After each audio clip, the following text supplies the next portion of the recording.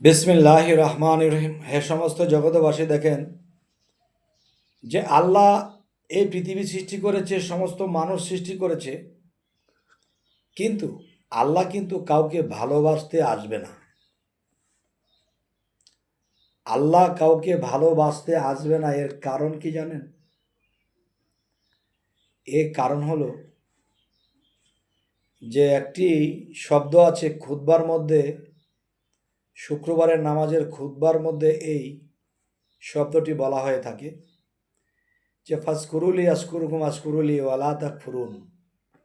তুমি যদি আমাকে স্মরণ করো তাহলে আমি তোমাকে করি, তুমি যদি আমাকে ভালোবাসো তাহলে আমি তোমাকে ভালোবাসি, তুমি যদি আমার থেকে বইমুখ হও তাহলে আমিও তোমার থেকে বইমুখ হই।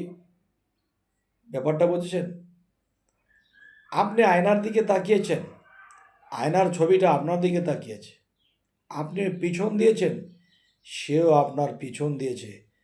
বুঝে নিয়েন হে জ্ঞানীগুণী এই কথার ইঙ্গিতখানি। তবে এখন আমি যেটি বলবো যে আপনি আমি যদি আল্লাহর দিকে অগ্রসর না হই, আল্লাহ কখনোই কিন্তু সাড়া দেবে না, আসবে না, যে আমার ইবাদত করলে না, আমাকে ডাকলে না। যখন আমি তার দিকে ভক্তির জোরে, সেজদার জোরে, প্রেমের জোরে আল্লাহর দিকে অগ্রসর হব, তখন আল্লাহ আমার দিকে অগ্রসর হবে। তবে অনেকে বলে থাকে আল্লাহ তুমি দেখলে না, আল্লাহ তুমি চাইলে না। কেন?